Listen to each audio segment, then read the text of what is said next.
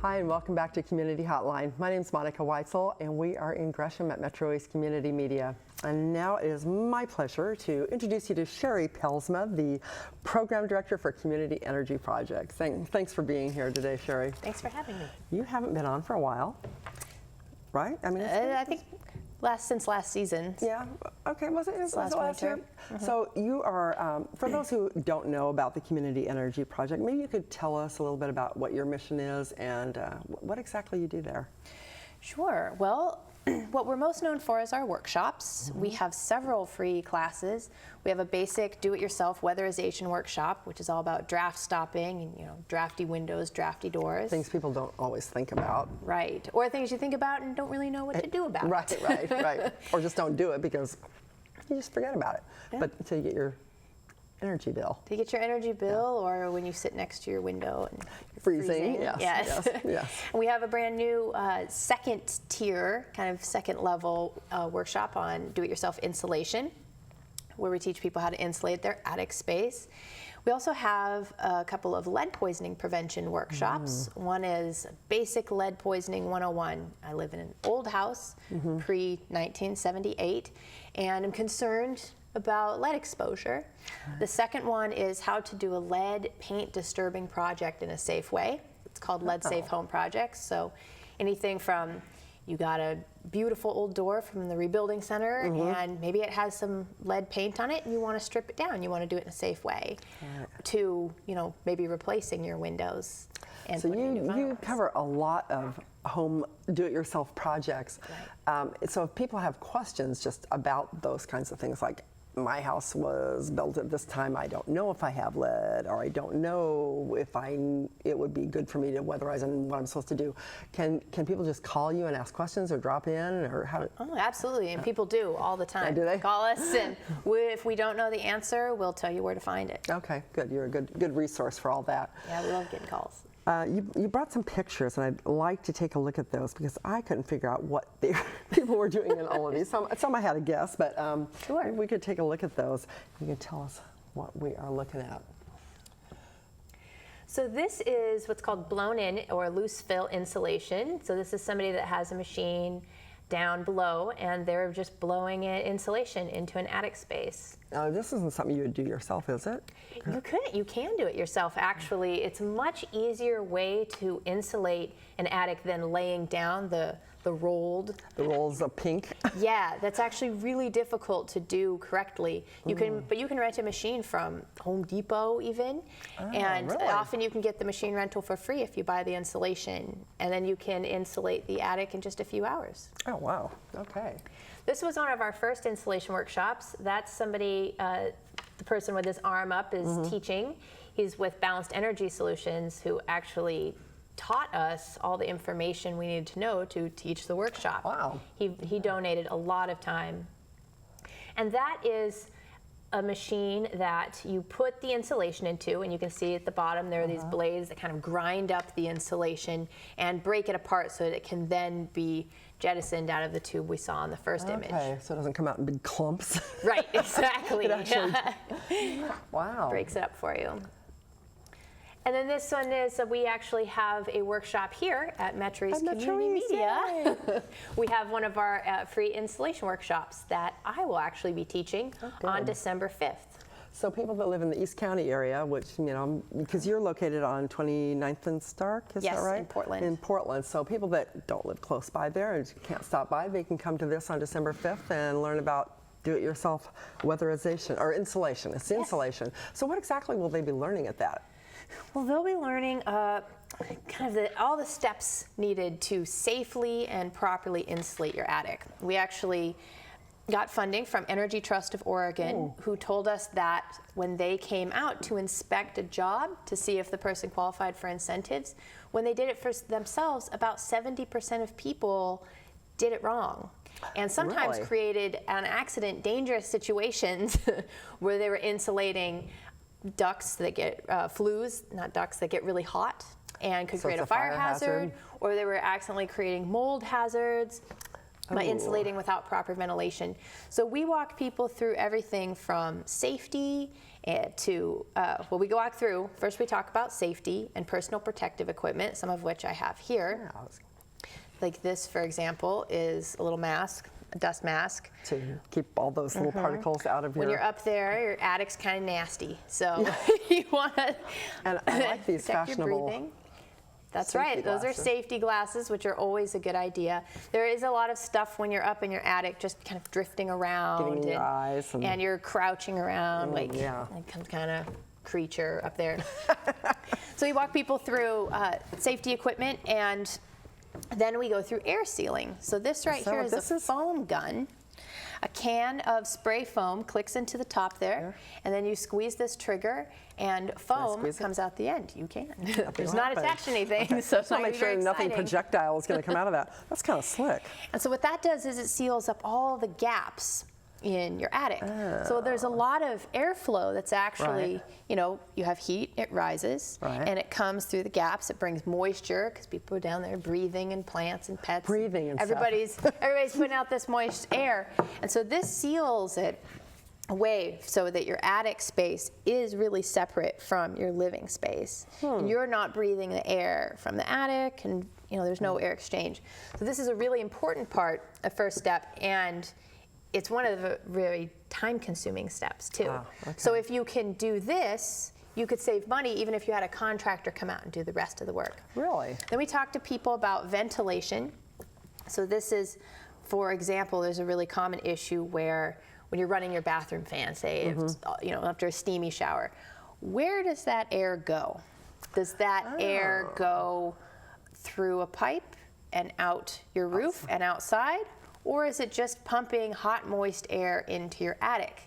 So we talk to people about ducting properly, yes. And a lot of fans are not adequately ducted. Don't they have rules for that when their houses are being built? I mean, if you have a house that's 100 years old, sure, nothing is really enforced. And really, it wasn't until the Carter administration we really started worrying about this sort of thing when the energy crisis of that time came around. After all, wood is endless. Just burn some more, burn a bigger fire. Everything was endless, yeah. So insulation is actually relatively new. It's only really been, the past few decades, we've really been adequately insulating our spaces. But we need it here during, when it gets cold, it gets cold. Absolutely. Yeah. And the attic is a great place to start. It's a great do-it-yourself project because you're not crawling under a house. Most people have an attic space. And I should say, too, by attic, it really means this area between your ceiling and your roof. So it doesn't mean you have to have a living space or a storage space. It's just an empty space. Right. And we'll talk to people about different kinds of insulation.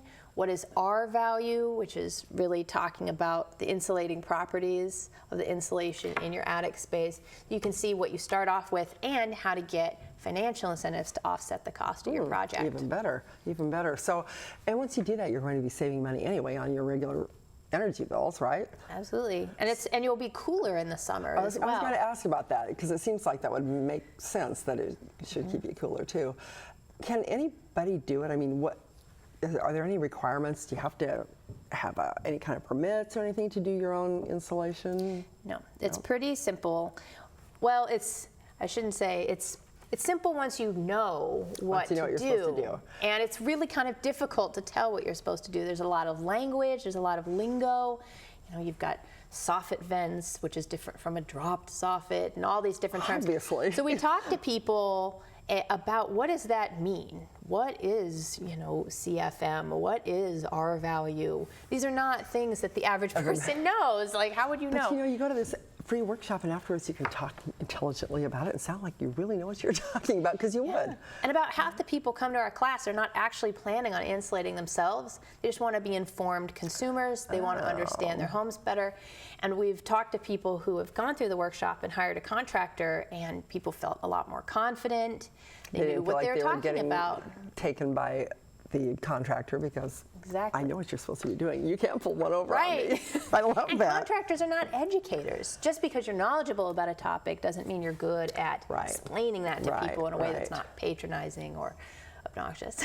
So if I don't own my home, but I rent a home, then would I take one of those classes that show me the smaller ways that I can keep my energy bills down by getting rid of the drafts and that kind of thing? Yeah, That would be our basic weatherization workshop, which we've been giving for over 35 years, that one is great for renters. Okay. And this one is, we do talk a little bit about if somebody is renting a house and they want to insulate it, we refer them to the Community Alliance of Tenants to get advice on how to talk to their landlord. Because some Okay. people have a great relationship with their Yeah, landlord. yeah. And just to make sure that you get any agreement in writing. Right. You talk about exactly what's done and talk about who gets the incentives, et cetera. You kind of hold their hand a little bit through it. Yeah, don't you? I mean, it can be we're- overwhelming, I'm sure. and we want to make sure that everybody knows what they're signing on for. It's a Right. lot of work to insulate your own attic space. It can save you a significant chunk of change, Probably worth it, but find out it's what you're doing. it's kind of a physically demanding thing to do. A lot of crouching and crawling. And in the Yeah. summer, it can be very, very hot in your attic. We really don't recommend people do it once it gets hot. Yeah, I'd rather do that than get under the house, however. Right. Ooh, there's all no. kinds of things Yeah. under there. So tell me, you have a bucket here, and I do. and I believe this is about Lead poisoning.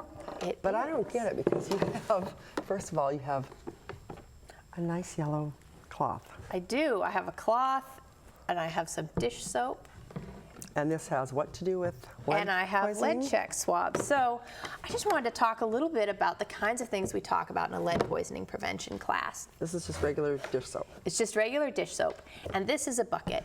The reason why we have these tools is because lead dust is often ends up in your house from friction points. So let's say you have a wooden painted window, and you're opening and closing it, and it's grinding through old layers of paint that may have lead in it. And what's happening is there's a lead dust now on your windowsill. You don't want to take your feather duster or something And and throw kick in it the up air. everywhere. What you want to do is you want to clean wet. So you take your little bucket and you put soap in it, any kind of soap. You don't want to do it with just water. Lead is actually kind of sticky, and it's hydrophobic, which means it kind of runs from water. It doesn't like the like water. a toddler at bath time. It's not interested. It's like oil and water. Right. And soap, actually, any kind of just detergent can grabs a hold and bonds to that lead molecule and grabs it. And what you do is you take your rag, you stick it in your hot soapy water, you wipe it down. And we actually have, I don't have a second bucket, but we have a 2-bucket method where you dip it in the soapy water, wipe it down, and then dip it in this rinse water, and then go back to the soapy water. And what happens is your second bucket gets filled with this dirty water, and this stays relatively clean. Wow. So we talk to people about what's called lead-safe cleaning methods. And that's I'm sure I where needed that in my first house I had, but And a lot of people are like, I'm never going to clean any other way again, because it really gets things really clean. Yeah. And people who take the workshop can actually get free supplies. We give them some soap and a microfiber wrap and 2 buckets that are significantly bigger than this one, as well as lead testing swabs. So these are pretty interesting. If you had, say, an item you were curious about, like an old toy maybe. like an old toy, or sometimes even a new toy, Yeah, depending. or an old painted crib, or something, Yeah. something that your child may come in contact with, and you're suspicious of it. What you can do is get these little lead check swabs, and you can pick them up at a lot of hardware stores. And you pull out, I'm just going to do it, you pull out your swab, and you crush the 2 edges, you shake it up, and you can test the item that you're suspicious about. If it turns red, it has lead. Wow, If is it that doesn't, easy? it should be safe. I'm gonna get some of those for my granddaughter. Yeah, You know, and- because people pass things down, and you think, oh, this really Absolutely. cute little thing, but like beautiful stained glass lamps, Yeah. held together, usually with lead solder. Kids put everything in their mouths, so. Absolutely. Wow. So lead check swabs, which people also get when they come to the workshop, can help them test suspicious items or items that they're worried about. That's great. Yeah. So anything else that's coming up? Now, you've got the one here at MetroEast on December 5th, and the lead poisoning one is December 2nd at the Midland Library. Right. On 122nd, so not too terribly far. Too far. And then you have another do-it-yourself installation workshop at the Northeast Portland 2 Library, which is close to me. I might have to make that one. We do, and our workshops are all on our calendar on our website. We have a lot of workshops happening all the time. We're going to be at the Fix-It fairs, which is coming up on Saturday, the 21st of November is the first Fix-It fair of the season. And where is that? You'd ask me that. I don't know. It's on your website, right? There's three of them. The city of Portland actually gives them, and they're really great for do-it-yourselfers that want to learn home tips. And we have a workshop every hour. Really? On the hour. I've never been to one of those. That sounds like fun. They're great. You should go. I know. Well, I'm going to come to your workshop here on December 5th. I'm planning on attending that one because I just figured that, I'm going to be out here anyway. I'm going to come and check it out. So I'm looking forward to that. Any last minute words of advice to people out there? If they have questions about it, just call or go to your website. Just give us a call. And also Energy Trust of Oregon is a really great resource to call as well. Okay. They have, I've called them before, and they have people that can answer really technical questions. Okay. So if you're already up there or have already done it or have questions about whether or not you qualify for the financial incentives, That's which can a be big several thing. $100s, it That's could really great. make a difference.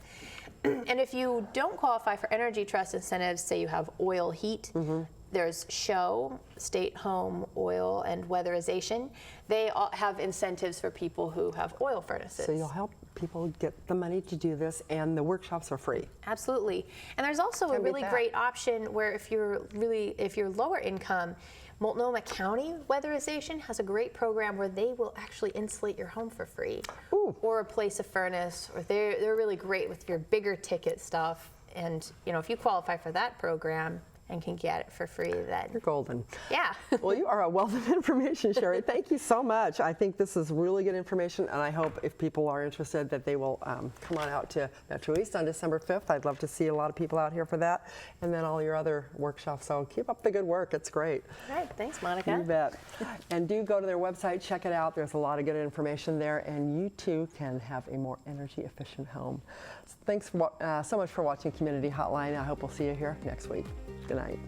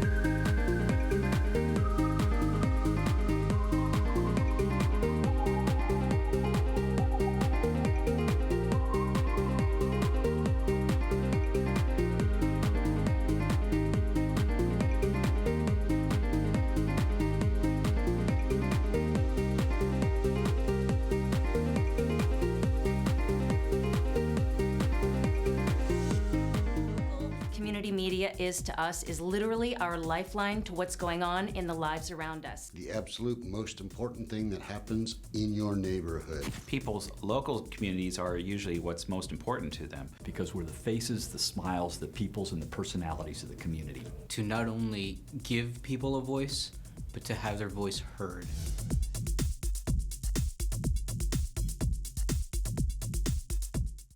Have you ever wanted to create a TV show of your own? Come check out the basic editing class at MetroEast. Our trainers will give you the skills you need to flex your creative muscles. Using our state-of-the-art IMAX and Final Cut Pro 10, you can work with your own videos, add graphics and music, and even drop in cool special effects like green screen and slow motion. The best part? No experience is required. All ages and skill levels are welcome. Find out more on our website at metroeast.org.